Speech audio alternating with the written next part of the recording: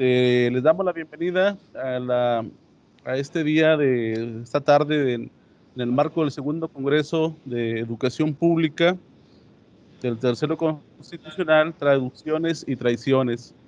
El día de hoy vamos a tener una participación en la mesa número 7, la cual lleva por título Proyectar lo social a través de la educación. En esta mesa nos van a estar acompañando César Abraham Saldaña Paz, la doctora Luisa Álvarez Cervantes, y vamos a abordar el tema que les acabo de mencionar, el proyecto social a través de la educación. Les vamos a recordar a los ponentes que en este diálogo, en esta mesa, tenemos un lapso de tiempo de 20 minutos para cada participante. Cuando se llegue el límite de tiempo, les haré una señal, les daré instrucciones para que cuando les queden unos 2 minutos para que hagan su conclusión. Entonces, haré esas intervenciones en algún momento de su plática. Vamos a iniciar con esta plática. Eh, Vamos a leer parte del currículum de los ponentes que nos han enviado para este evento. Entonces, aquí vamos a tener la participación. Déjenme ver la participantes para no... A ver, aquí está. La mesa 7. Permítanme tantito. Aquí está. Vamos a dar la palabra en primer lugar a César Abraham Saldaña Paz. Él es estudiante de la Benemérita Escuela Normal Federalizada de Tamaulipas. Le vamos a ceder el uso de la palabra para que presente su intervención. ¿Sí está listo, Abraham Saldaña Paz? Sí, es para la ponencia, ¿ya?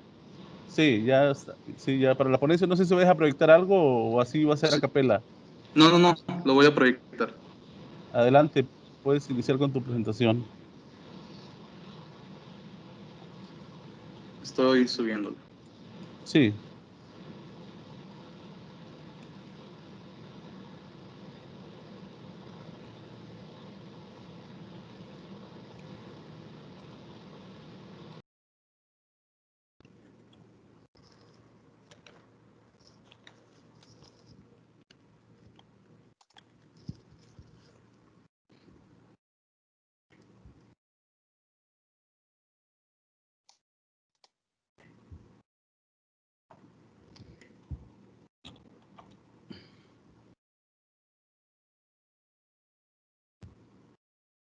¿Ya se vio?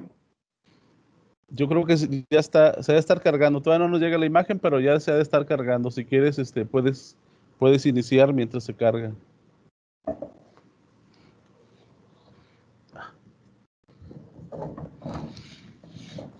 Sí, ahí voy.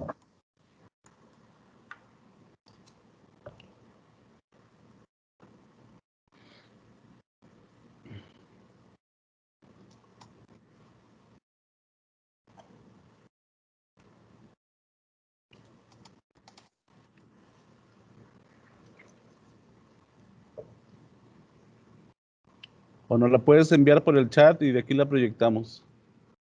Creo que ya se está viendo, ¿no? Todavía no nos llega la imagen, pero tú espérate que a veces tarda en cargarse.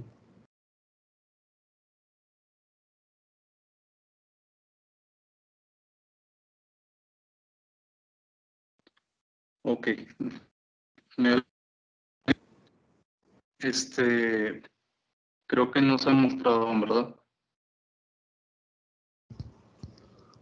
Está tardando, te digo, pero ya se puso la pantalla oscura. A lo mejor ya en un momento puede aparecer. Ok. Ahí está. A mí me toca. Se está viendo, lo Sí. pongo en. Ok, déjame chance. Bueno, creo que es... ¿Listo? Sí, que no se parece una imagen, no sé si sean las diapositivas, pero ahí se está viendo una diapositiva. Aparece la primera. Sí.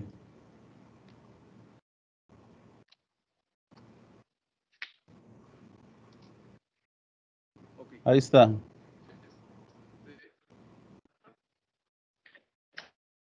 Sí, muy buenas tardes.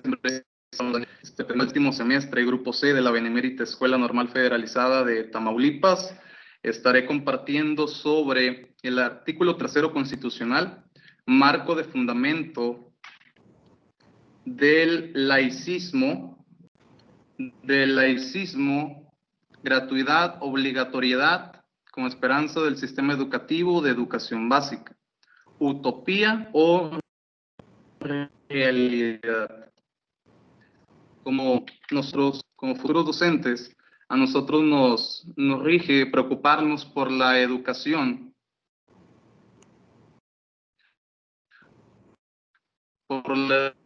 dice en verdad que el fundamento del artículo constitucional 3º, la cual es válida el esfuerzo de la generación de revolucionarios como factor esencial para la transformación de la sociedad, y se percibe su concepción a través de la historia para el análisis de su diseño y desafíos en el siglo XXI. Estaré hablando y abarcando sobre las diferentes reformas que hubo en el artículo constitucional 3º referentes al laicismo, gratuidad y obligatoriedad que compete al gobierno a través de la Secretaría de Educación Pública. Antes de comenzar con lo siguiente, damos por definición, ¿verdad?, que el laicismo como una ideología, como un movimiento político, se preocupa por favorecer a la sociedad alejado de toda creencia religiosa.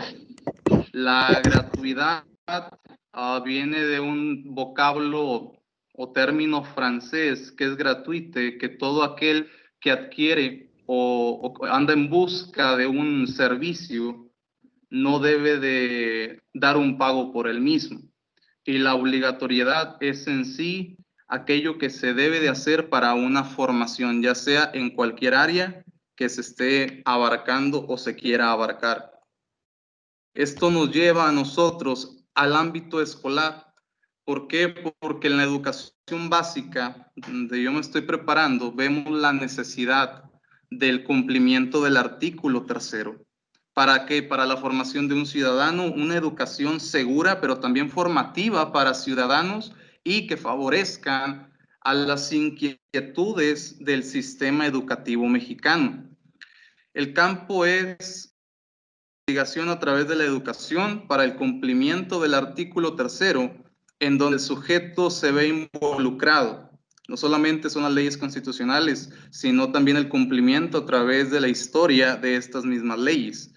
Es decir, vamos a comprobarlo a través de las leyes constitucionales marcadas por algunos autores, ¿verdad?, en conocimiento, pero principalmente por el Diario de la Federación.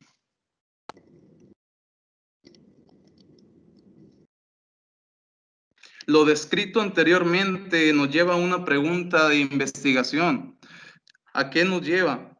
El laicismo, la gratuidad y obligatoriedad, utopía o realidad ¿es una utopía o realidad del sistema educativo mexicano? Esta pregunta tiene que surgirnos a nosotros hoy y nos tiene que ser eco en nuestra mente para ponernos a pensar si realmente se ha ido cumpliendo y si en la actualidad tiene un cumplimiento. La presente investigación interviene como puente para el análisis crítico para lograr reconocer el papel del docente, de la educación y actuar de manera positiva en la transformación de la sociedad. ¿Por qué? Porque el maestro es un ente para el cambio en el cumplimiento de la formación de los niños mexicanos, pero necesitamos observar el objetivo general, analizar los referentes históricos del artículo 3º y realizar un análisis descriptivo de su devenir histórico. ¿Por qué hacemos mención a la historia? Porque la historia nos va a describir lo que ha sucedido y qué cambios han tenido. El objetivo específico, reflexionar sobre la labor del sistema educativo mexicano en México con relación al cumplimiento del artículo 3º constitucional. Ahora, todo tiene un antecedente. ¿Por qué la preocupación de buscar una respuesta a esto del laicismo, la gratuidad y la obligatoriedad en la educación? Porque el sistema educativo mexicano es quien ha dirigido al país a través de la historia, fundamentado en la Constitución política de los Estados Unidos mexicanos, ¿verdad? Como Estado nos regimos a la ley, cumpliendo con los objetivos que requiere la educación. Esto lo menciona, dice que el sistema educativo mexicano atiende las necesidades de los alumnos de todo el país para el cumplimiento de cada uno de ellos. Esto lo describe Ruz Arboledas al mencionar lo siguiente sobre la escuela. Postular que la escuela debe contribuir a la mejora de la vida en común, lo podemos traducir que es un microcosmo de la vida democrática que favorece que la sociedad se dote de ciudadanos equipados de las virtudes cívicas. Al no existir democracia, o sea, aquel derecho que se le da a un pueblo de poder elegir, la ley del artículo no cumple con una esperanza o con una ayuda o con un apoyo al sistema educativo mexicano. Esto nos lleva a pensar que la escuela es un lugar de impacto para la sociedad. Los maestros, los padres de familia, los alumnos, son los sujetos que están trabajando arduamente también en el sector escolar, pero necesitamos ver la historia y la reforma de cómo esto se fue llevando a cabo. Quiero comenzar con la reforma de 1917. Estaremos viendo 1917, 1934, 1946, 1900, 2002, 2011, 2012, 2016 a 2019. Juárez Camboni menciona que la educación primaria era de toda la sociedad y la gratuidad debía de estar garantizada en las escuelas públicas en toda la federación. Se abría así la puerta a la libertad política, administrativa o municipal para hacerse cargo del servicio educativo. 1917 solamente existía que la persona tuviera un acceso a la educación,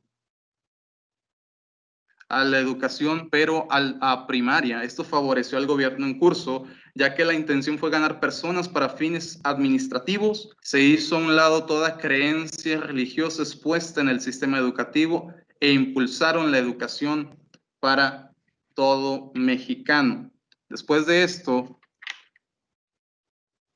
de una gratuidad, también se menciona que la Constitución de 1917 legisla sobre la obligatoriedad de asistir a la escuela. No era una opción, ¿verdad?, que se fuera a la escuela, sino que era necesario que atendieran. Pero hay algo muy interesante aquí. No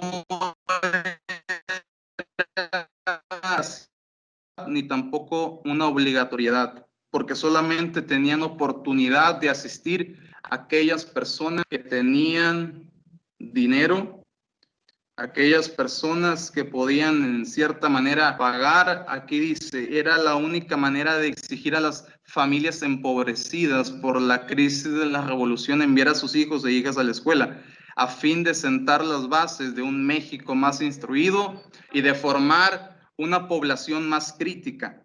Esto nos menciona que hay dos partes en esta reforma.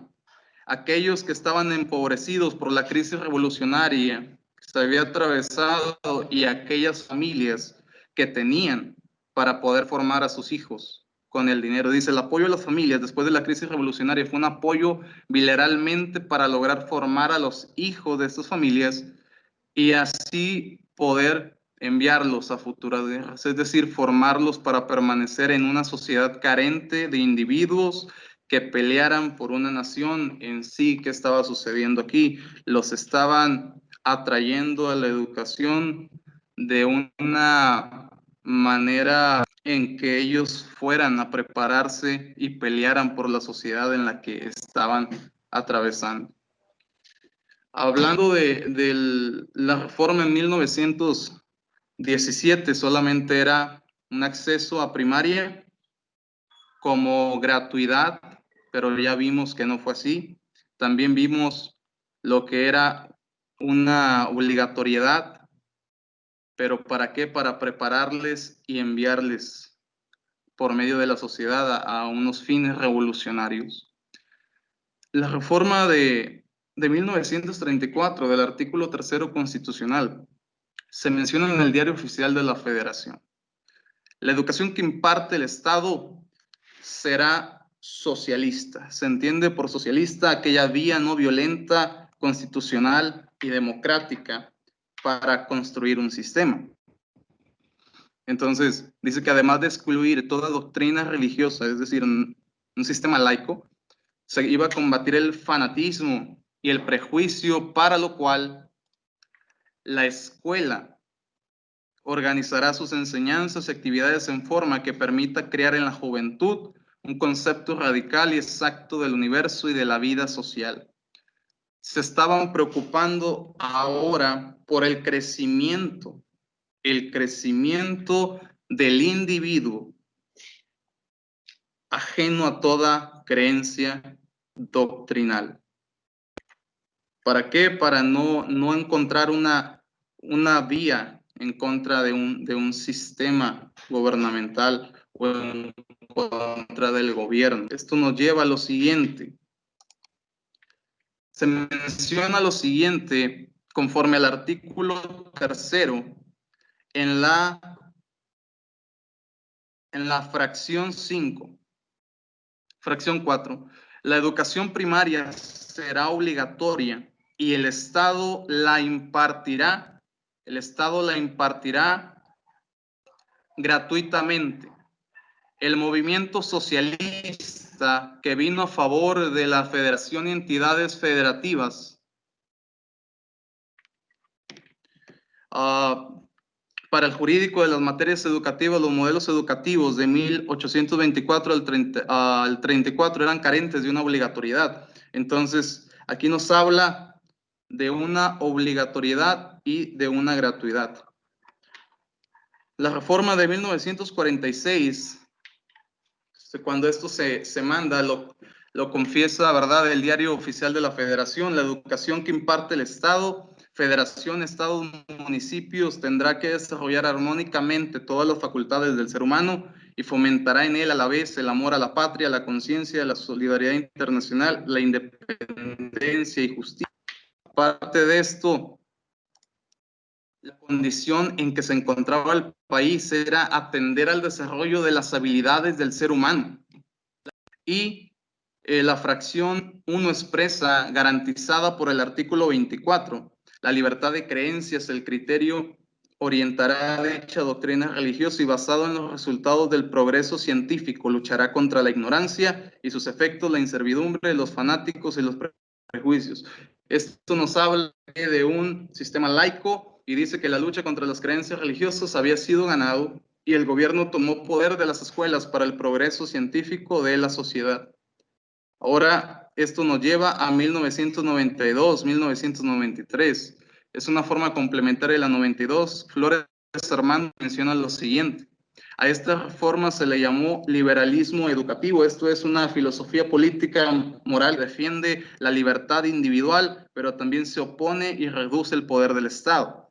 Toda vez que con ella se derogó la fracción 4 de 1946, participación del clero en la educación básica. La reforma da por terminada la lucha contra el liberalismo y se centra en el Ejecutivo Federal para el avance de la educación. El Diario Oficial expone: todo individuo tiene derecho a recibir educación. Impartirá preescolar, primaria y secundaria. La educación primaria y secundaria son obligatorias, más aún preescolar no era. Se iba a atender a la necesidad de la sociedad y al progreso de estudio, el cual el Estado debía impartir de manera obligatoria. El control ideológico de la educación, control por el que durante tanto tiempo lucharon la Iglesia y el Estado, los liberales y los conservadores, la Federación y las entidades federativas, al tener el control de las masas, las entidades como liberales tenían que ceder conforme a las leyes que estaban ajenos a la entidad o entorno religioso.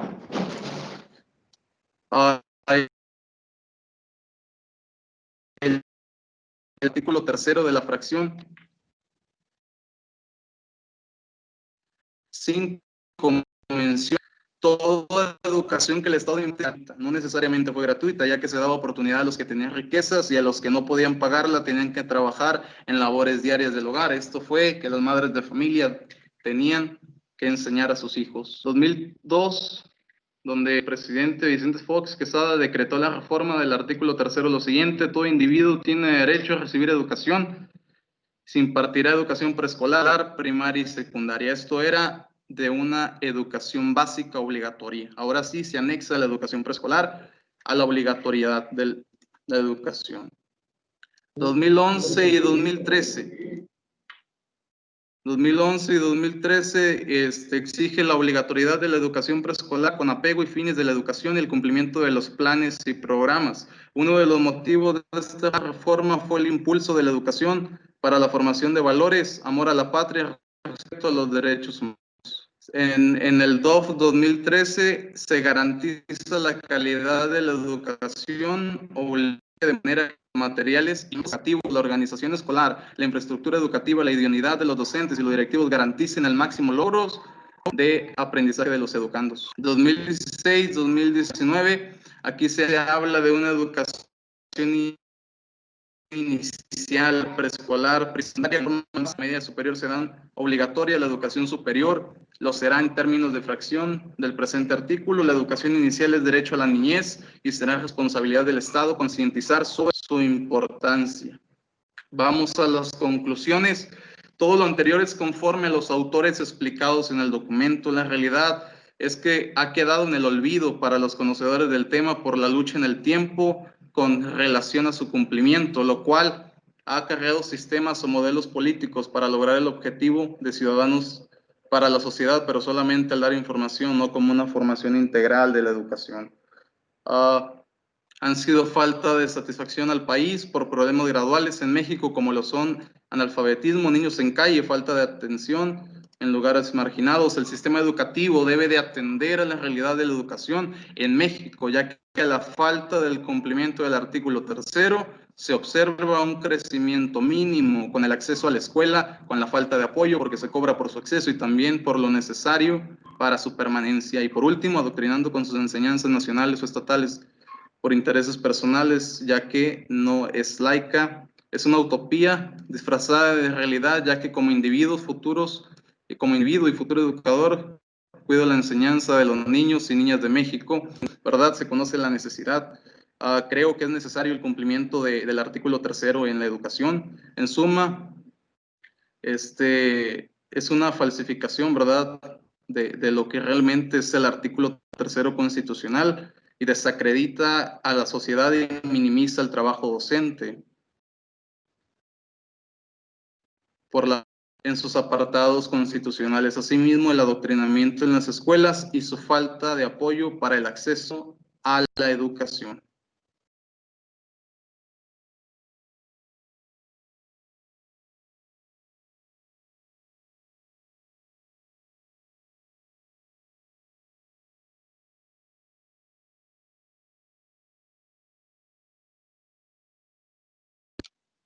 Sí, bueno, se quitó ya la presentación. Sí, al parecer, bueno, ya se acabó el tiempo también. No sé si quiero decir algo ya por último, porque el tiempo ya se agotó.